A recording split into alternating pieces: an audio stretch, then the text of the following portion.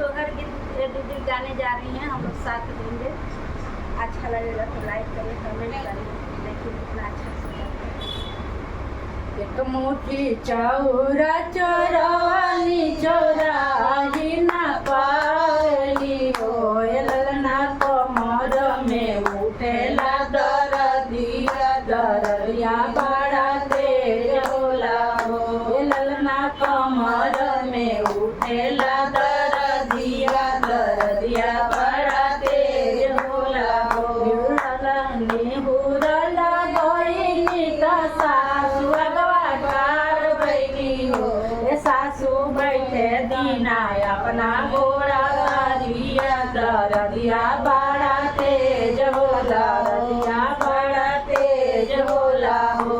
हमरा घोड़ा चरिया बहुअर ससुर बाड़े ससुर बदिया हम बानी हो, ए बहुअर चल जाना गोतिन घोड़ा तरिया दरदिया तोहर मुहे बुझिए हो, गोतिन चल जाना गोतिन घोड़ा तरिया दरदिया तोहर मुहे बुझिए।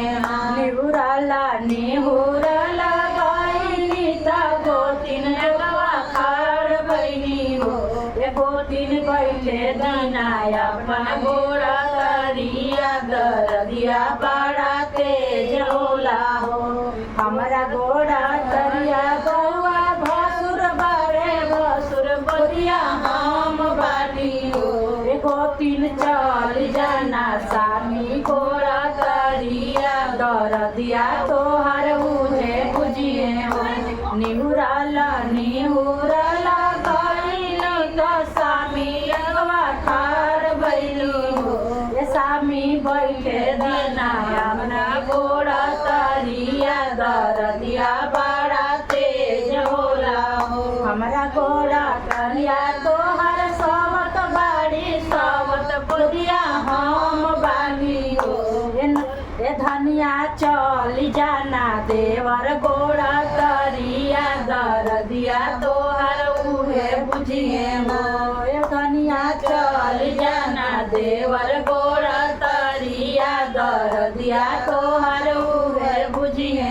हो। निहुरला निहुरला गइल त देवर अगवा खाड़ बैली हो, ए देवर बैठे दीना अपना घोड़ा तरिया दरदिया बड़ा तेज होला हो, ए देवर बैठे दीना अपना घोड़ा तरिया दरदिया बड़ा तेज होला हो। आव भाभी पलंग चढ़ी बैठा पलंग चढ़ी हो, ए भाभी राम जी के बानल गठरिया धीरे धीरे खुले हो।